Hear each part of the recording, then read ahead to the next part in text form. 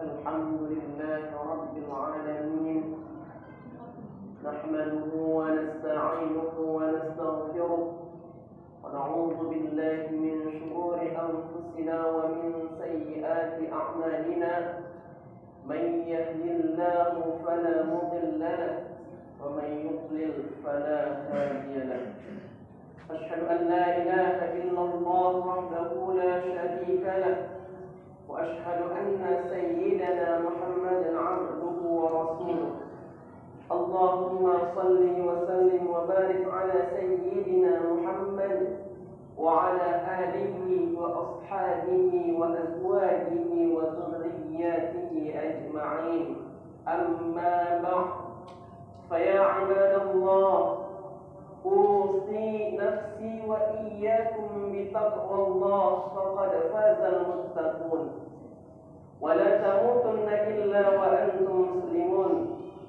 قال الله تعالى في القرآن الكريم بسم الله الرحمن الرحيم يا أيها الذين آمنوا اتقوا الله حق تقاته ولا تموتن إلا وأنتم مسلمون وقال تعالى في آية أخرى يا أيها الذين آمنوا اتقوا الله وقولوا قولا سديدا يصلح لكم أعمالكم ويغفر لكم ذنوبكم ومن يطع الله ورسوله فقد فاز فوزا عظيما صدق الله العظيم.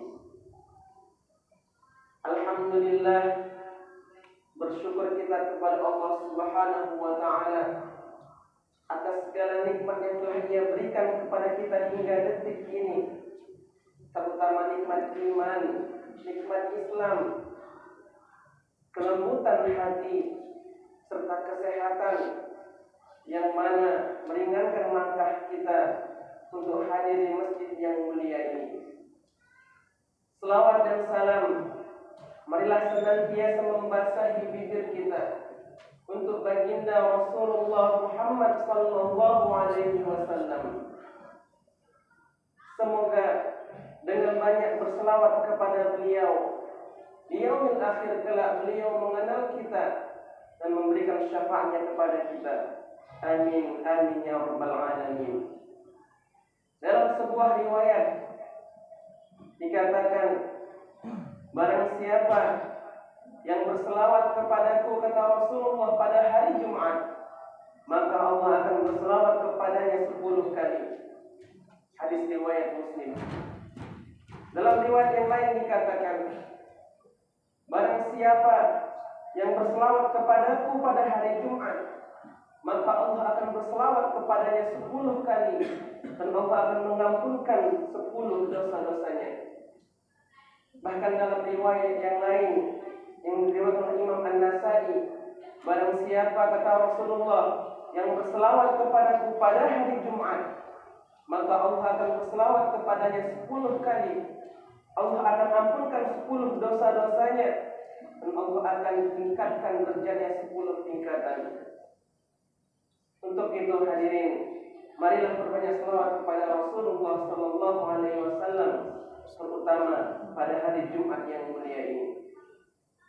Hadirin jemaah Jumat rahimakumullah, Rasulullah sallallahu alaihi wasallam, Nabi kita Muhammad sallallahu alaihi wasallam adalah seorang yang sangat menyayangi umatnya, sangat mencintai umatnya. Bahkan ia sempat merindukan umatnya yang akan hadir setelah ia wafat.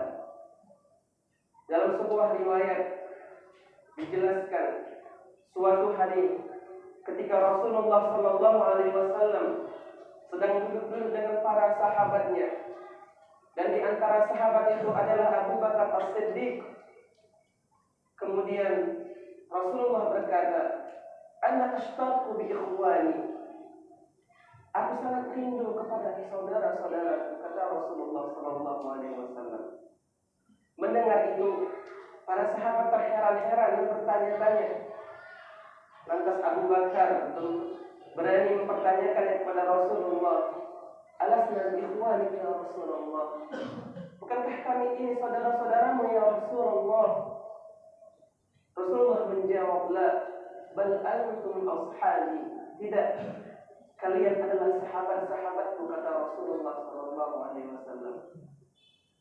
Kemudian Rasul melanjutkan, ikhwani, saudara-saudaraku itu adalah man lam yarani walakin yu'minuna bi, yaitu orang-orang yang belum pernah melihatku, belum pernah berjumpa denganku, tapi mereka beriman kepadaku, kata Rasulullah sallallahu alaihi wasallam.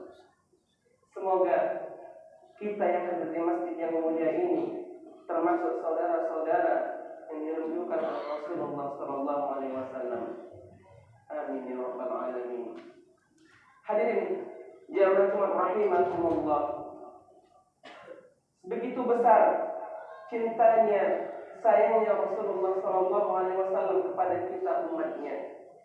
Dalam riwayat yang lain dikatakan ketika pada hari Idul Adha, tepatnya ketika Rasulullah hendak menyembelih hewan sembelihan kurbannya, Rasul bersabda, "Hada min Muhammad wa ali Muhammad wa ummati Muhammad." Lagi-lagi dari hadis ini kita bisa melihat Rasulullah masih mengingat kita umatnya. Ulama hadis menjelaskan yang dimaksud ummati pada kata-kata Rasulullah yaitu seluruh umat Nabi Muhammad, baik yang telah wafat ketika Rasulullah menyembelih hewan itu, bahkan untuk umatnya yang belum lahir, yaitu kita yang telah hadir setelah Rasulullah wafat. Bahkan dalam sebuah riwayat juga dikatakan, disebutkan di detik-detik, di menit-menit akhir ketika Rasulullah hendak wafat, Rasulullah SAW masih mengingat kita umatnya. Apa yang dikatakannya? Dalam riwayat dikatakan Rasulullah masih memohon, meminta kepada Allah Subhanahu wa taala agar kelak di yaumil akhir kelak ia meminta kepada Allah agar semua umatnya Nabi Muhammad sallallahu alaihi wasallam hingga akhir zaman nanti bisa masuk dalam surganya Rasulullah, surganya Allah Subhanahu wa taala. Dan permintaan yang dikabulkan oleh Allah Subhanahu wa taala, walaupun sebahagian di antara umatnya akan transit terlebih dahulu di dalam neraka. Apakah sampai di situ saja? Tidak. Bahkan ketika malaikat Israel hendak mencabut nyawa Rasulullah sallallahu alaihi wasallam, Rasulullah merasakan sakitan yang sangat amat sangat sakit. Lantas Rasul berdoa kepada Allah, "Ya Allah, khafif, ringankan sakaratul mautku ini ya Allah. Ringankan sakaratul mautku ini ya Allah."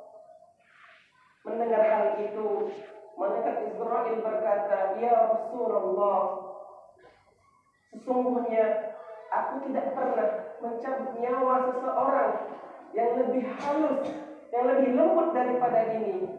Dalam riwayat dikatakan bahwa malaikat Israel 70 kali telah meringankan sakaratul mautnya Rasulullah sallallahu alaihi wasallam. Bahkan dalam riwayat yang lain lebih 70 kali malaikat Israel meringankan sakaratul mautnya Nabi Muhammad sallallahu alaihi wasallam. Mendengar hal itu, keluar air mata Rasulullah sallallahu alaihi wasallam. Rasul menangis. Rasul menangis bukan karena sakit yang ia rasakan, namun sekali lagi Rasulullah teringat kepada kita umatnya. Ia berkata kepada Israel, "Ya Israel, bagaimana engkau akan mencabut nyawa umatku?" Dan Israel berkata, "Tentu aku akan mencabutnya seperti biasa, yang sakitnya akan lebih 70 kali daripada yang kau rasakan." Mendengar hal ini, yang awalnya Rasulullah SAW memohon kepada Allah agar sakaratul mautnya diringankan, doa itu berbalik 180 derajat. Rasul memohon kepada Allah Subhanahu wa taala agar semua rasa sakit sakaratul maut umatnya ditimpakan kepadanya. Inilah sayangnya Rasulullah SAW kepada kita. Yang awalnya sakit yang ia rasakan ia mohon ringankan karena ia mengingat umatnya. Ia memohon kepada Allah agar semua rasa sakit sakaratul maut umatnya ditimpakan kepadanya. Dan permintaan itu dikabulkan oleh Allah Subhanahu wa taala. Allahumma shalli ala sayyidina Muhammad wa ala ali sayyidina Muhammad. Sebegitu besar cintanya sayangnya Rasulullah sallallahu alaihi wasallam kepada kita. Apakah sampai di situ? Tidak. Hadirin jamaah rahimakumullah. Bahkan di yaumil akhir kelak Allah tidak akan membukakan pintu surga kecuali Rasulullah masuk terlebih dahulu. Dan Rasul kita, Nabi kita Muhammad sallallahu alaihi wasallam tidak akan memasuki surga itu kecuali ia telah mengumpulkan seluruh umatnya. Kemudian setelah terkumpul semua umatnya, barulah ia akan memasuki surga yang dipersiapkan oleh Allah itu bersama-sama dengan umatnya. Sebegitu besar cintanya dan sayangnya Rasulullah sallallahu alaihi wasallam kepada kita. Sekarang pertanyaan besarnya adalah bagaimana rasa cinta kita kepada Rasulullah sallallahu alaihi wasallam? Apakah cinta yang besar itu akan kita sambut dengan cinta kita juga kepada Rasulullah sallallahu alaihi wasallam, atau besarnya cinta Rasulullah sallallahu alaihi wasallam akan bertepuk sebelah tangan dan kita mengabaikannya? Hadirin jamaah rahimakumullah, walaupun kita mengabaikannya, tidak ada sedikit pun ruginya kepada Rasulullah sallallahu alaihi wasallam, melainkan ruginya terhadap diri kita sendiri. Untuk itu, marilah kita tanamkan dan tumbuhkan rasa cinta kita kepada Rasulullah sallallahu alaihi wasallam. Begitu juga kepada keluarga kita, istri kita, anak-anak kita, penerus-penerus kita. Jika kita lihat sekarang ini, kita lihat penerus-penerus kita, generasi-generasi kita, anak-anak kita, jangankan mencintai Rasulullah, mereka lebih mencintai pasangan lawan jenisnya yang belum menjadi mahramnya dibandingkan orang tuanya, apalagi mencintai Rasulullah sallallahu alaihi wasallam. Mereka lebih mencintai artis idolanya dibandingkan Nabi Muhammad sallallahu alaihi wasallam. Mereka lebih tahu siapa istri-istri artis idolanya dibandingkan istri-istri Rasulullah sallallahu alaihi wasallam. Mereka lebih mengenal anak-anak artis idolanya dibandingkan anak-anak Rasulullah sallallahu alaihi wasallam. Bahkan mereka lebih memahami bagaimana sahabat-sahabat artis idolanya dibandingkan sahabat-sahabat Rasulullah sallallahu alaihi wasallam. Tentu ini menjadi PR bagi kita, terkhusus orang tua dan yang akan menjadi orang tua ke depannya. Terus kita sebagai seorang ayah, kita mempunyai tanggung jawab untuk mengajari, mengayomi, melindungi keluarga kita, terus anak-anak kita, agar semakin dekat kepada Allah dan mencintai Rasulullah sallallahu alaihi wasallam. Ar-rijalu qawwamuna 'alan nisa. Laki-laki itu adalah sebagai pemimpin, pengayom, pelindung untuk istrinya dan anak-anaknya. Itu menjadi tanggung jawab kita. Maka jadikanlah Rasulullah sallallahu alaihi wasallam sebagai panutan, sebagai contoh kita di kehidupan ini. Sebagaimana firman Allah Subhanahu wa taala, "Laqad kana lakum fi Rasulillahi uswatun hasanah liman kana yarjullaha wal yawmal akhir." Hadirin jamaah rahimakumullah, lantas untuk mendidik anak-anak kita, generasi-generasi kita agar semakin dekat kepada Allah Subhanahu wa taala, mencintai Rasulullah sallallahu alaihi wasallam, maka kita bisa melihat firman Allah, kisah-kisah yang diterangkan oleh Allah dalam firman-Nya sebagaimana dalam surah Luqman, wa qala Luqman li ibnihi wa huwa ya'idhuhu ya bunayya la tusyrik billah inna asy-syirka la dhulmun 'adzim wassayna al-insana biwalidayhi hamalathu ummuhu wahnan 'ala wahn fisaluhu fi 'amaini an ishkur li wa liwalidayya ilayya al-masir. Kita lihat bagaimana kisah Luqmanul Hakim mendidik anaknya. Dari firman tadi kita bisa belajar, kita bisa mengambil iktibar. Pelajaran pertama yang harus kita tanamkan kepada anak-anak kita, generasi-generasi kita, la tusyrik billah, jangan mensyirikkan Allah. Itulah ilmu tauhid. Ilmu tauhid inilah yang pertama kali harus kita tanamkan kepada anak-anak generasi kita. Kemudian bagaimana kita mendidik anak-anak kita agar mencintai dan menyayangi orang tuanya. Inilah yang harus kita tanamkan kepada anak-anak kita. Kita bisa juga ambil pelajaran dari kisah Nabi Ibrahim alaihissalam. Nabi Ibrahim, Abul Anbiya, ayahnya para nabi dan rasul. Karena dari istri pertamanya lahir Nabi Ishak dan lahir nabi-nabi yang lainnya. Dari istri keduanya lahir Nabi Ismail alaihissalam dan nabi-nabi selanjutnya hingga Nabi Muhammad sallallahu alaihi wasallam.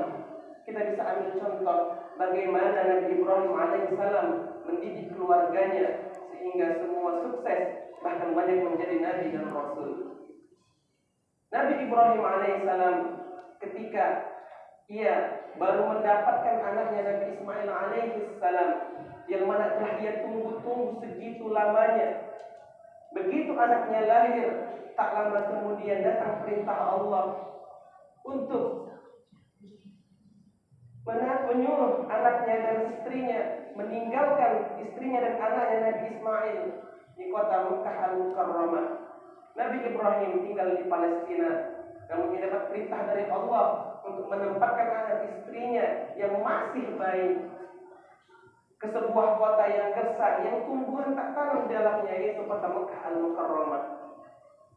Namun walaupun jauh Nabi Ibrahim alaihissalam tinggal di Palestina, anaknya Ismail tinggal di kota Mekah, perjalanan butuh waktu berhari-hari. Namun Nabi Ibrahim alaihissalam tetap masih bisa memberikan perhatian kepada anaknya, memberi pelajaran kepada anaknya. Bagaimana ia menanamkan tauhid, menanamkan syariat kepada anaknya. Bagaimana ia membentuk akhlaknya Nabi Ismail alaihissalam. Ia masih sempat melihat bagaimana air susu itu dialirkan. Siapa teman-teman Nabi Ismail alaihissalam, bagaimana perkembangannya. Nabi Ibrahim alaihissalam dari Palestina ke Mekah berulang-ulang kali ia pergi ke Mekah hanya untuk memperhatikan anaknya. Nabi Ibrahim seorang nabi. Ia mempunyai tugas, mempunyai kewajiban untuk berdakwah. Sebagai seorang suami, ia mempunyai kewajiban untuk mencari nafkah. Namun ia tak lupa bahwa tugasnya sebagai seorang ayah untuk memberi perhatian, perlindungan dan pendidikan kepada anaknya. Bagaimana dengan kita? Sebagian besar dari kita hanya menjadi seorang suami, tapi tidak menjadi seorang ayah. Kita tahu kewajiban kita mencari nafkah, pergi pagi, pulang malam, pergi gelap, pulang gelap. Tapi kita lupa bahwa kita mempunyai tugas sebagai seorang ayah untuk memberi perhatian, pengertian, perlindungan dan pendidikan kepada anak-anak kita. Bukankah kita untuk mencari nafkah di luar rumah? Bukankah nafkah kita akan kita berikan kepada keluarga kita yang di dalam rumah? Lantas kenapa kita abaikan? Banyak di antara kita menjadi seorang suami tidak menjadi seorang ayah. Pergi gelap, pulang gelap. Anak tidur kita pergi, kita kembali anak pun telah tidur. Ataupun ketika kita kembali ke rumah, karena rasa letih yang kita rasakan, kita mengabaikan anak kita. Bahkan walaupun kita ada, ketika anak kita pulang dari kerjaan, kita asik dengan handphone kita mengabaikannya. Maka jangan salahkan ketika kita berbuat seperti itu, anak kita akan mengalihkan, mencari perhatian kepada orang lain. Ia akan mencari perhatian kepada lawan jenisnya. Ia akan mencari pelampiasan seperti narkoba, miras dan lain sebagainya. Jika anak seperti itu, maka jangan salahkan dulu anak itu. Lihat bagaimana kita mendidiknya. Mungkin selama ini kita tidak menunaikannya. Untuk itu hadirin jamaah Jumat rahimakumullah, bertakwalah kepada Allah Subhanahu wa taala. Mari tanamkanlah rasa cinta kita kepada Rasulullah sallallahu alaihi wasallam, kepada diri kita dan keluarga kita, terus anak-anak generasi kita.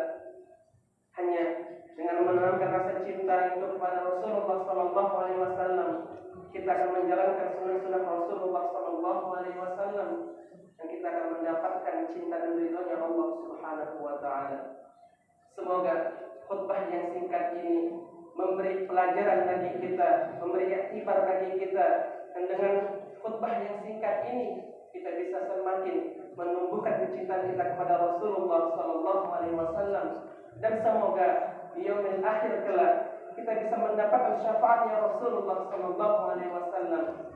Kita bisa masuk ke dalam golongan rombongan Rasulullah sallallahu alaihi wasallam. Kita bisa merasakan kehangatan Rasulullah sallallahu alaihi wasallam.